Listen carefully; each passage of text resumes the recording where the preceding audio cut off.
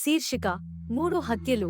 మూసవరం police స్టేషన్లో inspector Manohar phone ring అయ్యింది. ఆయన ఫోన్ లిఫ్ట్ చేయగా అవతలి వైపు ఓ అజ్ఞాతవాసి మాట్లాడుతూ అల్లిగట్టు చెరువు చివర పొదల్లో ఓ అమ్మాయి శవం పడి ఉందని చెప్పడం ఆ ఫోన్ కాల్ సారాంశం. వెంటనే ఫోన్ పెట్టేసి జీపు తీసుకుని సంఘటన స్థలానికి బయలుదేరుతుండగా అతని ఫోన్ మళ్లీ మ్రోగింది.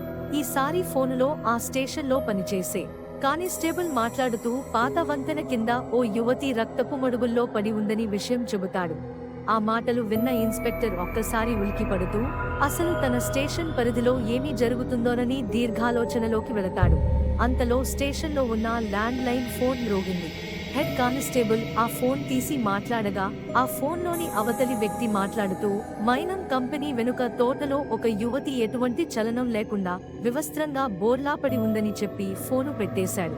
అప్పుడా ఆ హెడ్ కానిస్టేబుల్ సార్ అని గట్టిగా అరుస్తూ 3వ హత్య జరిగిన విషయం గురించి ఇన్స్పెక్టర్తో చెబుతాడు. తన స్టేషన్ పరిధిలో ఒకే రోజు 3 హత్యలు జరగడం, అది కూడా హత్య చేయబడిన 3 అమ్మాయిలు కావడం మనోహర్కి అతి పెద్ద సవాలే ఎదురయ్యింది.